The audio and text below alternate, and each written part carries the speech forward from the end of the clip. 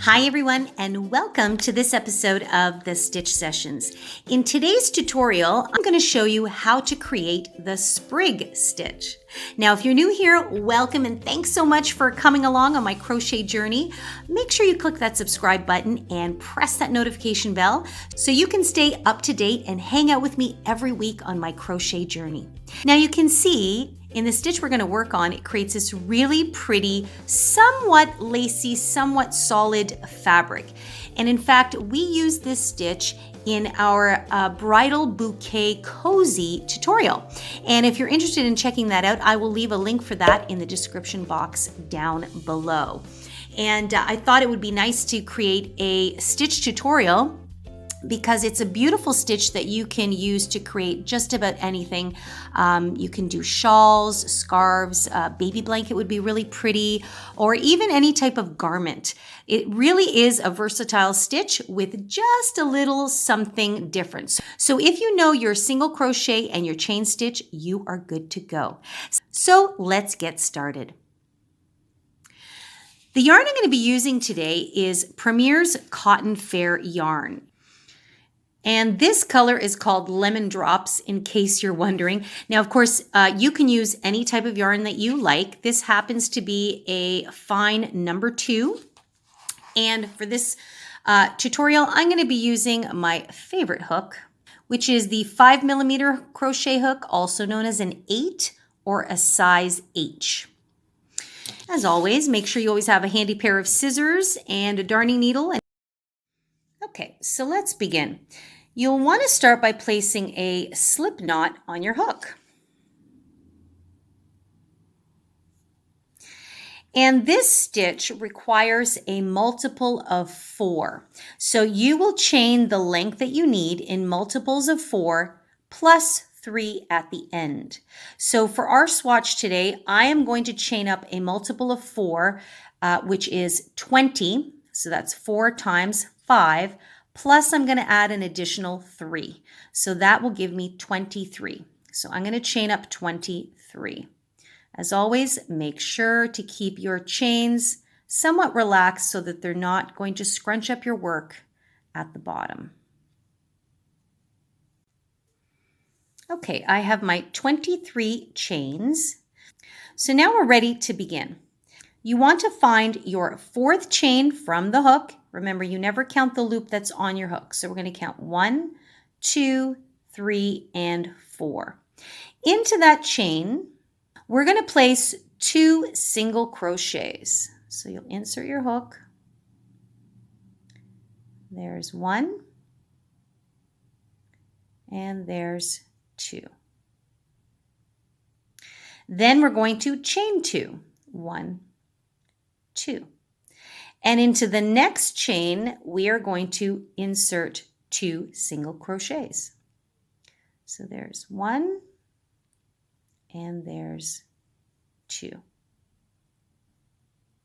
Okay, so it doesn't look like much yet. In fact, that's really hard to tell what's going on there. Okay, but you can see that's where we did the 2 single crochets and 2 single crochets there. Now what we're going to do is we're going to skip 2 chains, 1, 2, and into the 3rd chain, we're going to place 2 single crochets again. So we have 1 and 2. Then we'll chain 2, 1, 2, and into the very next chain, you'll do 2 single crochets again. So this is what we're going to repeat all the way down our row here. So this is for row 1. This is going to be the repeat. And don't worry that your chains are stretching out a little bit. That's natural. So I'm going to skip the next 2 chains, 1 and 2, and into the 3rd chain. Again, I'm going to place 2 single crochets, 1, back into that same stitch. Here's 2. I'm going to chain 2, And in the next stitch, I'm going to place 2 single crochets.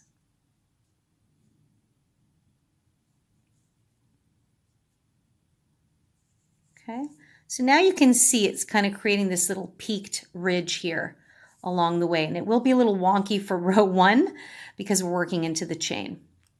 So again, I'm going to skip the next 2 chains, 1 and 2, and into the third one, I will place 2 single crochets. I will chain 2, 1, 2, and into the next chain, I will place 2 single crochets again. So I think you're getting the hang of this now, just about at the end here. So I skip 2 chains into the next one, 2 single crochets,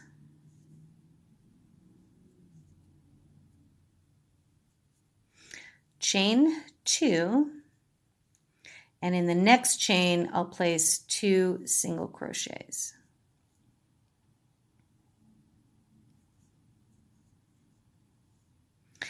You will have 2 chains left at the end of your row.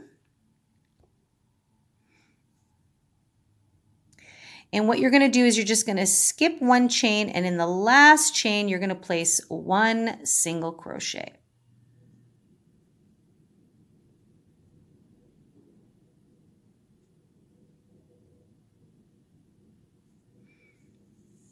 Okay? And there you have row 1 complete. So let me just put that down there.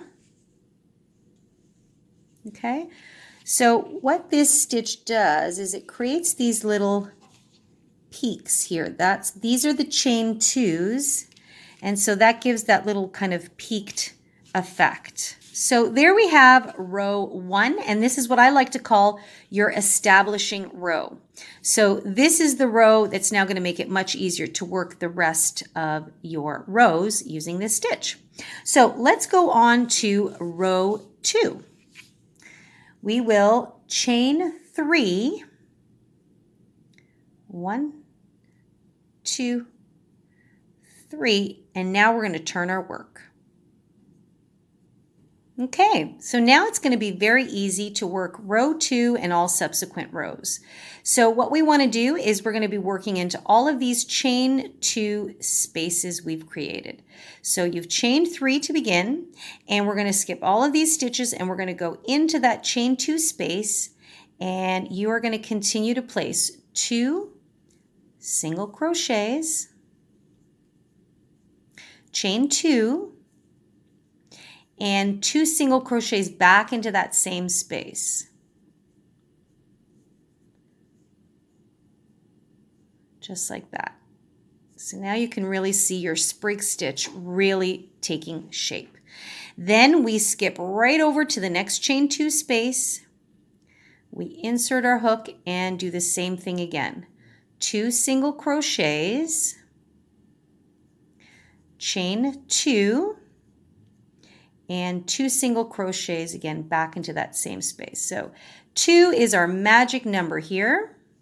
Okay, and again we go into the next space, 2 single crochets, 2 chains, 2 single crochets. Pretty easy. So when I said all you needed to do was your single crochet and your chains, I wasn't kidding you. Very basic stitches can create the most elegant, complicated looking stitches. It's all in how we position them. Chain 2 and 2 single crochets. And I have my last one here. I go directly into that chain 2 space. And I'll do 2 single crochets. 1, 2, and 2 single crochets back in there. And then at the very end, where we had our initial chain 1 turning, we had we did our chain 3.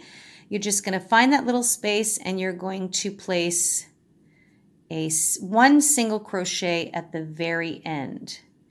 And this is your repeat for your sprig stitch. See how pretty that is?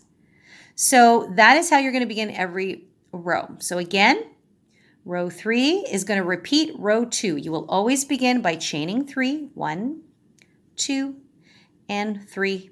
See what I mean? Once you get that first row out of the way, the rest is going to be really, really easy to work up. So now you just find your chain 2 space right in there. Okay, where is it? There we go. And you will do your usual 2 single crochets, chain 2, and 2 single crochets. So 1 and 2. 2 single crochets. Whoops. And then the next one, just like we've done before. 2, 2, and 2. Chain 2.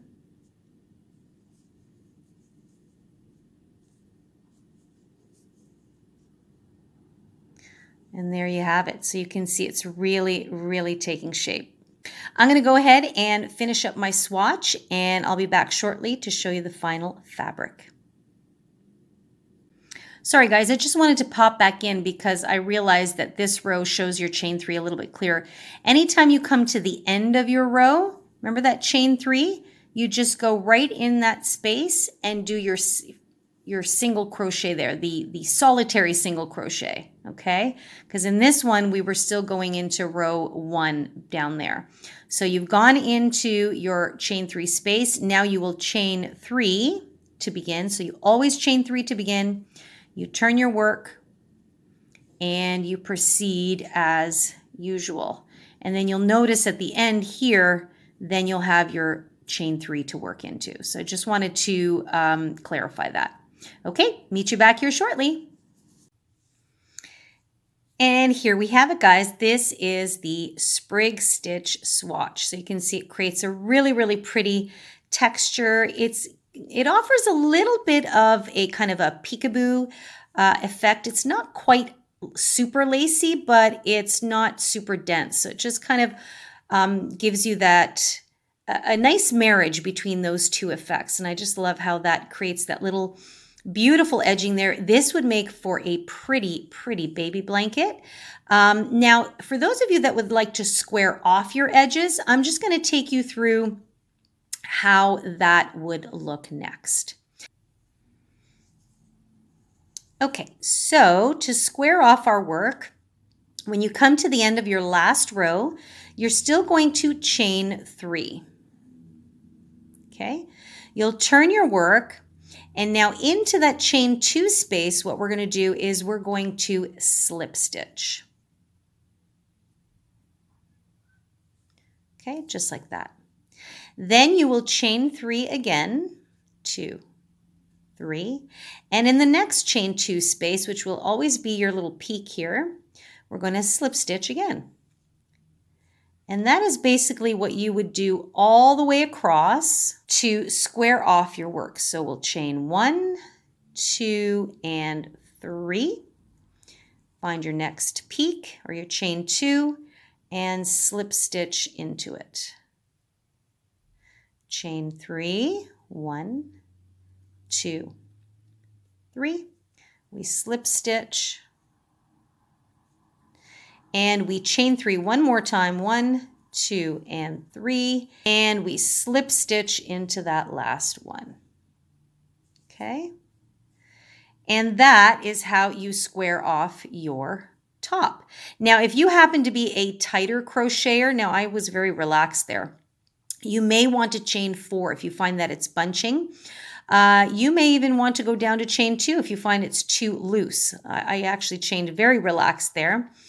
But that is how you would square off your work. So there you have it, guys. You've learned how to do the sprig stitch and you've learned how to square off your edge there. So thank you so much for joining me in today's stitch tutorial. If you liked this kind of tutorial, make sure to give me a thumbs up. And if you have any requests, leave me a comment in the comment box down below, whether it's a stitch or a particular project. I'm always looking to make sure that I'm creating content that you guys find useful and enjoy watching. So as always, have an amazing day, happy crocheting, and take good care. I'll see you guys in the next session. Bye-bye.